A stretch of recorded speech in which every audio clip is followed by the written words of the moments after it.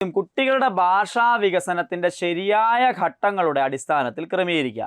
പുതിയ കേറ്ററ്റ് എക്സാമിലേക്ക് പോകുന്നതിന് മുമ്പായിട്ട് കഴിഞ്ഞ കേറ്ററ്റിൻ്റെ ക്വസ്റ്റ്യൻസ് എങ്ങനെയാണ് എന്ന് നിങ്ങളറിയണം. കഴിഞ്ഞ കേറ്ററ്റ് എക്സാമിൻ്റെ കാറ്റഗറി 2-ലെ സൈക്കോളജി ചോദ്യങ്ങളിലൂടെയാണ് നമ്മൾ ഇന്ന് കടന്നു പോകുന്നത്.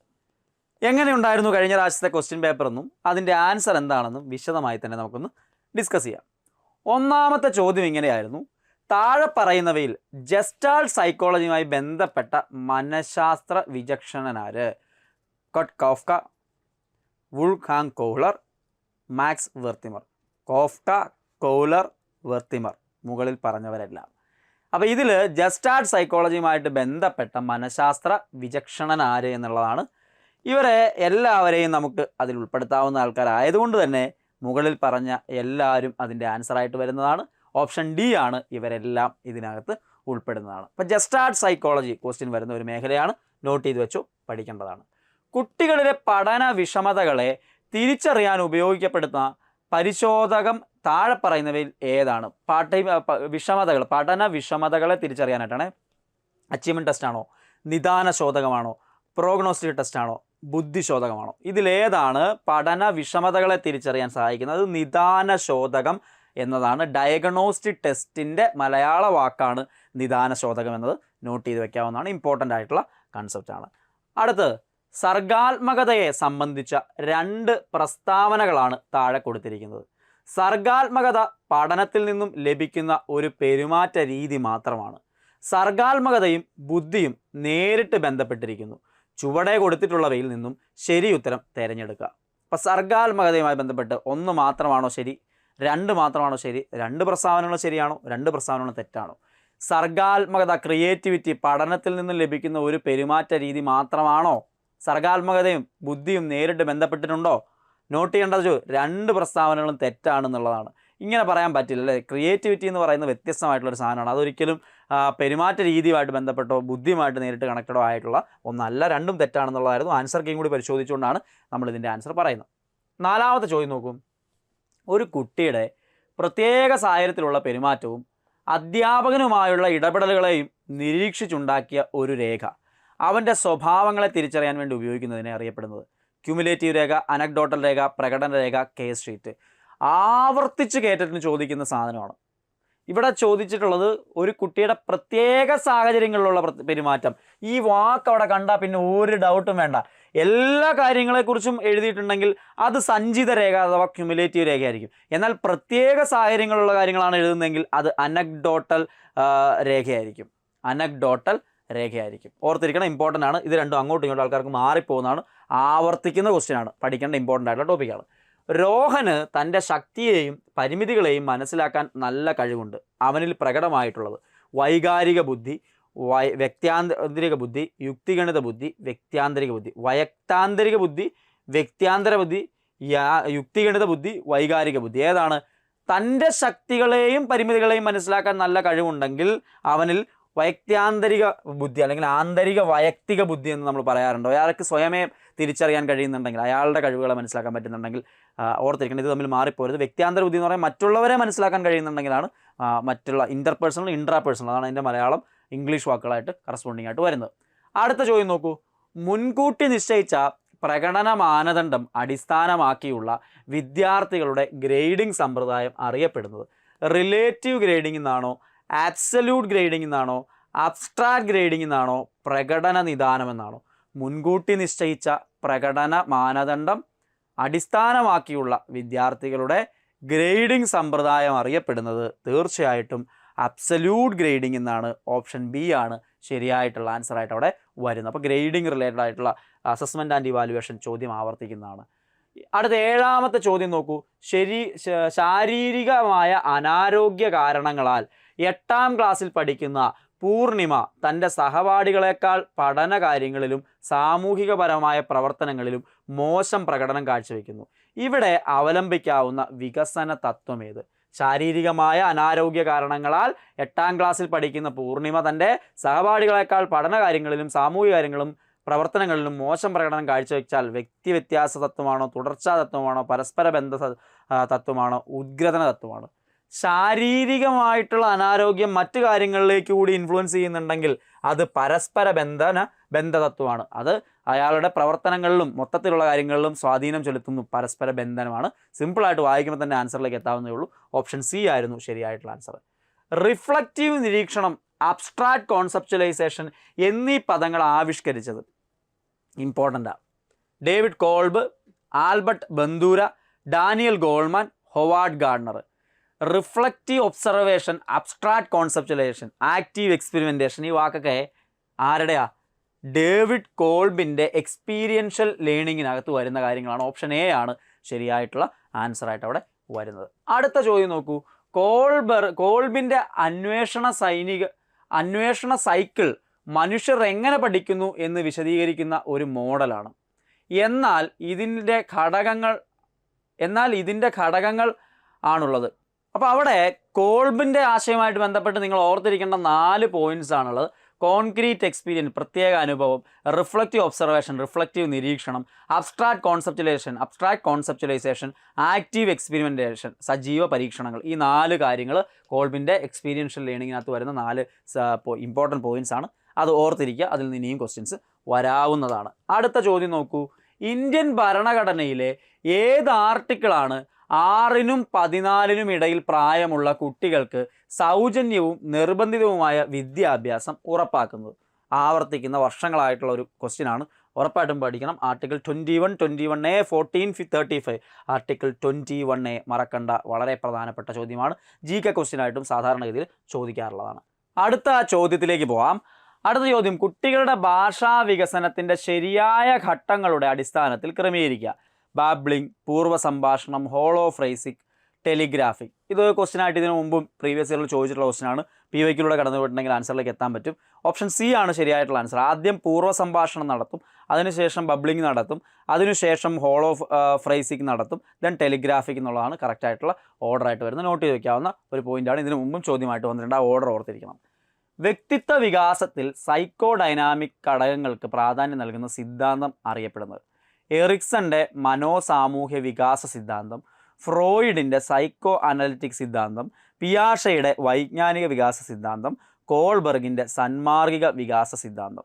വ്യക്തിത്വ വികാസത്തിൽ സൈക്കോ ഡൈനാമിക് ഘടകങ്ങൾക്ക് പ്രാധാന്യം നൽകുന്ന സിദ്ധാന്തം ആരാണ്? സൈക്കോ ഡൈനാമിക് എന്നൊക്കെ പറയുമ്പോൾ തന്നെ സിഗ്മണ്ട് ഫ്രോയിഡിൻ്റെ സൈക്കോ അനലിറ്റിക്കൽ സിദ്ധാന്തമാണ് എന്നുള്ളത് ഓർമ്മയിലേക്ക് വരണം. 10ാം ക്ലാസ്സിൽ പഠിക്കുന്ന പ്രതീക്ഷ് പഠനകാര്യങ്ങളിൽ അസാമാന്യ വൈഭവം പ്രകടമാക്കുന്നു. താഴെ പറയുന്നവയിൽ അവൻ്റെ ഉന്നതമായ വികാസത്തിന് ഏറ്റവും അനുയോജ്യമായ മാർഗമേത്? നേരിട്ടുള്ള ബോധനം, സ്വയം പഠനം, ശാക്തീകരണ പ്രവർത്തനങ്ങൾ, സഹപാഠി പരിശീലനം. അതായത് പ്രതീക്ഷ പഠനകാര്യങ്ങളിൽ അസാമാന്യ വൈഭവം കാണിക്കുന്നുള്ള ഒരാളാണെന്നുണ്ടെങ്കിൽ അയാൾക്ക് ഏറ്റവും നന്നായിട്ട് കൊടുക്കാൻ പറ്റുന്നത് ശാക്തീകരണ പ്രവർത്തനങ്ങൾ, അല്ലെങ്കിൽ എൻറിച്ച്മെൻറ്റ് പ്രോഗ്രാംസ് ആണ്. എൻറിച്ച്മെൻറ്റ് പ്രോഗ്രാമിൻ്റെ മലയാളമാണ് കൊടുത്തിരിക്കുന്നത്. വളരെ സിമ്പിളായിട്ടുള്ള ഒരു ക്വസ്റ്റ്യനാണ്. നമുക്കറിയാം അക്സലറേഷൻ പോലുള്ള പ്രോഗ്രാംസ് അല്ലെങ്കിൽ അടുത്ത ലെവലിലേക്ക് കയറ്റി വിടുന്ന പരിപാടിയൊക്കെ നമ്മൾ പറയാറുള്ളതാണ്. ദെൻ ചേരുമ്പടി ചേർക്കുക. ജീൻ പിയാഷെ, ബ്രൂണർ, വൈഗോസ്കി, ഒസുബൽ. സ്കഫോൾഡിങ് എന്ന് കാണുമ്പോൾ തന്നെ ഒരാളുടെ പേര് നിങ്ങളുടെ മനസ്സിലേക്ക് വരും. സിമ്പിൾ കാര്യം. സ്കഫോൾഡിങ് എന്ന് കാണുമ്പോഴേ വൈഗോസ്കിനെ കൊണ്ടുവന്നു. എക്സ്പോസിറ്ററി ടീച്ചിങ്, സന്തുലനം എന്ന് പറയുന്ന പിയാഷയുടെ കൊഗ്നിറ്റീവ് തിയറിയായിട്ട് ബന്ധപ്പെട്ട് കൊണ്ടുവരുന്നതാണ് സന്തുലനം. അവിടെയും നിങ്ങൾക്ക് കിട്ടേണ്ടതാണ്. ബ്രൂണറുടെ ആഗമന രീതി, ലൈഫ് സ്പേസ്, എക്സ്പോസിറ്ററി ടീച്ചിങ്. ഒസുബലിൻ്റെ ഇതിലേതാണ്? അപ്പം ഈ കണക്ഷൻ കൊണ്ടുവരിക എന്നുള്ളതാണ് അടുത്തത്. അപ്പോൾ ഇത് വെച്ച് തന്നെ നിങ്ങൾക്ക് ചിലപ്പോൾ ആൻസർ കിട്ടും. ജീൻ പിയാഷയുടെ എ എന്ന് പറയുന്ന 3 വരുന്ന 2 ഓപ്ഷൻസേ ഉള്ളൂ അല്ലേ. ബി വൈഗോസ്കിയുടെ 1 വരുന്നത്. അപ്പോൾ സി കറസ്പോണ്ടിങ് ആയിട്ട് 1 വരുന്നത്. ഒരു ഓപ്ഷനുള്ള ആൻസർ കിട്ടിയിട്ടുണ്ട്. ഏതെങ്കിലും 2 കിട്ടിയാൽ തന്നെ ആൻസർ വരും. അപ്പോൾ കൃത്യമായിട്ട് പഠിച്ചു വയ്ക്കുക എന്നുള്ളതാണ്. അപ്പോൾ ഓപ്ഷൻ ബി ആണ് അവിടുത്തെ ശരിയായിട്ടുള്ള ആൻസറായിട്ട് വരിക. അടുത്തത് B4 ആണ്. അതായത് ജെറോമസ് ബ്രൂണറുടേത് വരുന്നത് ആഗമന രീതിയാണ്. ഡേവിഡ് ഒസുബലിൻ്റേതായിട്ട് വരുന്നത് എക്സ്പോസിറ്ററി ടീച്ചിങ്ങുമാണ്. അപ്പോൾ അത് നോട്ട് ചെയ്ത് 2 എക്സ്ട്രാ പോയിന്റ്സ് ആയിട്ട് ഓർത്തിരിക്കാം. PYQ ആണ്. ഇങ്ങനത്തെ ക്വസ്റ്റ്യൻസ് വരുമ്പോൾ കുറച്ചുകൂടി എളുപ്പമാണ്. കാരണം നമുക്ക് അറിയാവുന്നത് വെച്ചിട്ട് ആൻസറിലേക്ക് എത്താനായിട്ട് പറ്റുമെന്നുള്ളതാണ്. അടുത്ത ചോദ്യം നോക്കാം. വ്യത്യസ്ത തരം വിദ്യാർത്ഥികളുള്ള ഒരു ക്ലാസ് മുറിയിൽ എല്ലാവരുടെയും പഠന ആവശ്യങ്ങൾ സാക്ഷാത്കരിക്കുന്നതിനായി അനുവർത്തിക്കാവുന്ന ഏറ്റവും അനുയോജ്യമായ ബോധന രീതി?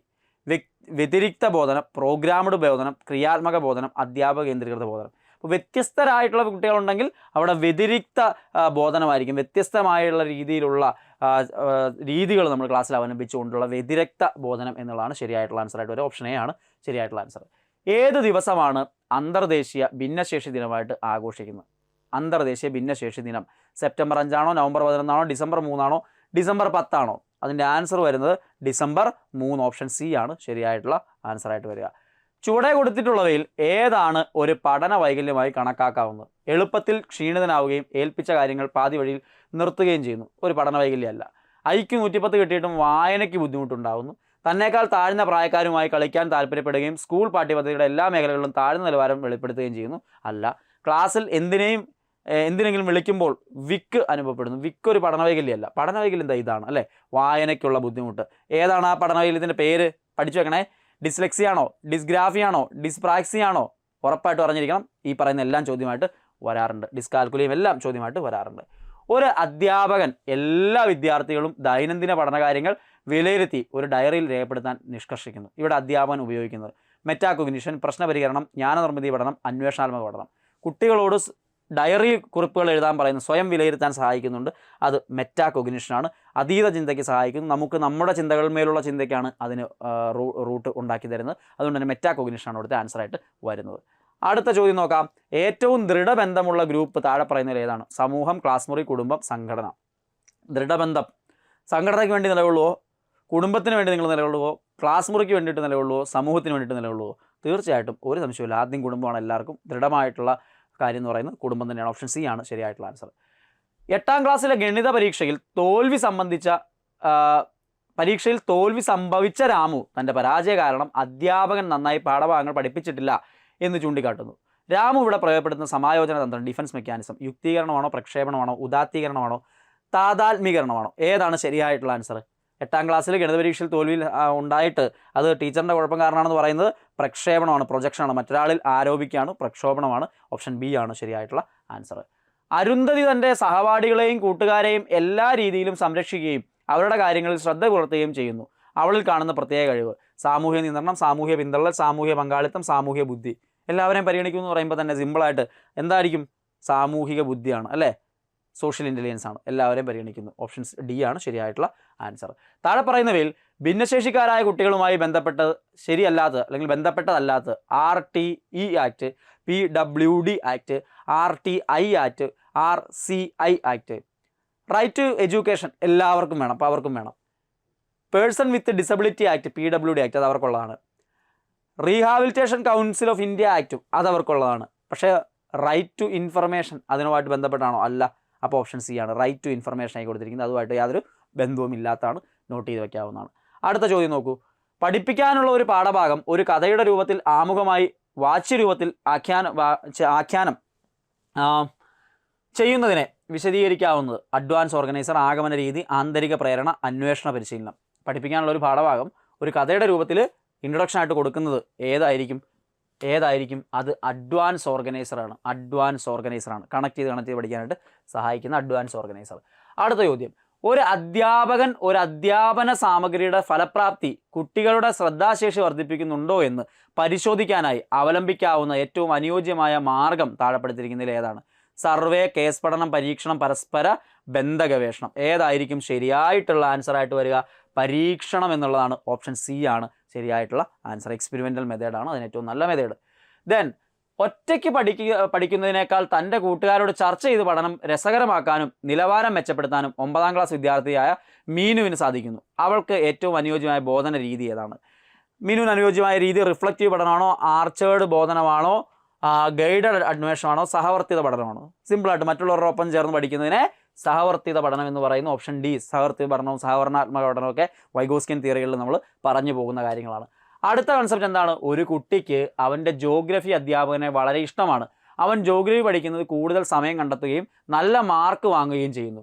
പഠനത്തിൻ്റെ ഏത് നിയമമാണ് ഇവിടെ ബാധകമായിട്ടുള്ളത്? അസോസിയേഷൻ നിയമം, സന്നദ്ധതാ നിയമം, സാമാന്യവൽക്കരണ നിയമം, അതോ ഫലപ്രാപ്തി നിയമം? ഏതായിരിക്കും ശരിയായിട്ടുള്ള ആൻസർ? ഇവിടെ അസോസിയേഷൻ നിയമമാണ്. അയാൾക്ക് അധ്യാപനോടുള്ള ഇഷ്ടമാണ് പിന്നീട് അതിലേക്ക് മാറുന്നത്. അതുകൊണ്ട് അസോസിയേഷൻ നിയമമാണ്. ഇനി വിവിധ പാഠഭാഗങ്ങൾ പഠിക്കുവാനായി അക്ഷയ് ആശയ മാപ്പ് ഉപയോഗിക്കുന്നു. അവനെ വിശേഷിപ്പിക്കാവുന്നത് കൈനസ്തെറ്റിക് ആണ് കേട്ടോ. ശരിക്കും ജൈനസ്തെറ്റിക് ഓപ്ഷൻ മാർക്ക് കിടക്കണം. കൈനസ്തെറ്റിക് പഠിതാവ്, ശ്രവണ പഠിതാവ്, ദൃശ്യ പഠിതാവ്, റിഫ്ലക്റ്റീവ് പഠിതാവ്. വിവിധ പാഠഭാഗങ്ങൾ പഠിക്കാൻ അക്ഷയ് ആശയ മാപ്പ്, കോൺസെപ്റ്റ് മാപ്പ് എന്ന് പറയുന്ന ആശയം ഉപയോഗിക്കുകയാണെങ്കിൽ അയാൾ ദൃശ്യ പഠിതാവാണ്. കോൺസെപ്റ്റ് മാപ്പ് ഉപയോഗിക്കുന്നുണ്ടെങ്കിൽ ഓപ്ഷൻ സി ആണ് ശരിയായിട്ടുള്ള ആൻസർ. ഒരു വ്യക്തിയുടെ സ്വത്വവും അവൻ്റെ മാനസിക പരിസരവും ചേർന്നതിനെ അറിയപ്പെടുന്ന പേരെന്താണ്? ലൈഫ് സ്പേസ്, സ്വത്വബോധം, വ്യക്തിത്വം, വൈജ്ഞാനിക മണ്ഡലം. ഒരു വ്യക്തിയുടെ സ്വത്വവും അവൻ്റെ മാനസിക പരിസരവും ചേർന്നതിനെ നമുക്ക് എന്ത് വിളിക്കാം? ലൈഫ് സ്പേസ് എന്ന് വിളിക്കാം. ഓപ്ഷൻ എ ആണ് ശരിയായിട്ടുള്ള ആൻസർ ആയിട്ട് വരുന്നത്. അടുത്ത 29ാമത്തെ ചോദ്യം. ക്ലാസ് ലീഡർമാരെ തിരഞ്ഞെടുക്കുന്ന വേളയിൽ ഒരു അധ്യാപകൻ അല്ലെങ്കിൽ അധ്യാപിക പെൺകുട്ടികളെക്കാൾ ആൺകുട്ടികൾക്ക് പരിഗണന കൊടുക്കുന്നു. ഇതിനെ അറിയപ്പെടുന്നത് ലിംഗ സ്റ്റീരിയോ ടൈപ്പ്, ലിംഗനിഷ്പക്ഷത, ലിംഗപദവി, ലിംഗവിവേചനം. അവർക്ക് വിവേചനമാണ് നേരിട്ടത്. അതിൻ്റെ പേര് ലിംഗവിവേചനം എന്ന് തന്നെയാണ്, ഒരു സംശയവും വേണ്ട. Gender inequality. Option D. ഗണിതപരമായ മെച്ചപ്പെട്ട കഴിവുകൾ ഉണ്ടായതിനാൽ ശാസ്ത്ര വിഷയങ്ങളിൽ മെച്ചപ്പെട്ട പ്രകടനം കാഴ്ചവെക്കുന്നതിന് ഒരു കുട്ടിയുമായി ബന്ധപ്പെടുത്താവുന്നത് നിമോണിക്സ്, പോസിറ്റീവ് ട്രാൻസ്ഫർ, റീസണിങ്, യുക്തിഗണിത ബുദ്ധി. അപ്പോൾ മാത്സിലെ കഴിവ് സയൻസിൽ ഗുണം ചെയ്തുവെങ്കിൽ അത് പോസിറ്റീവ് ട്രാൻസ്ഫർ ആണ്. ഓപ്ഷൻ ബി ആണ് ശരിയായിട്ടുള്ള ആൻസറായിട്ട് വരുന്നത്, ഓർത്തിരിക്കുക. അപ്പോൾ കഴിഞ്ഞ കേറ്ററ്റിലെ ക്വസ്റ്റ്യൻസ്, സൈക്കോളജി ക്വസ്റ്റ്യൻസ് വന്ന വഴികളാണ് നമ്മളിപ്പോൾ കണ്ടത്. കൂടുതൽ മെച്ചപ്പെട്ട രീതിയിൽ അടുത്ത കേറ്ററ്റ് പ്രിപ്പയർ ചെയ്യാനായിട്ട് കഴിഞ്ഞ കേറ്ററ്റുകളുടെ ക്വസ്റ്റ്യൻസിൻ്റെ വഴികൾ കണ്ടെത്തുന്നതിലൂടെ നിങ്ങൾക്ക് സാധ്യമാവും. കൂടുതൽ മെച്ചപ്പെട്ട രീതിയിൽ പ്രിപ്പയർ ചെയ്യാനായിട്ട് എൻട്രിയുടെ കേറ്ററ്റ് കോഴ്സുകൾ നിങ്ങൾക്ക് യൂസ്ഫുൾ ആയിരിക്കും. എത്രയും പെട്ടെന്ന് കേറ്ററ്റ് കോഴ്സിൻ്റെ ഭാഗമാകുക. എല്ലാ ആശംസകളും. നന്ദി.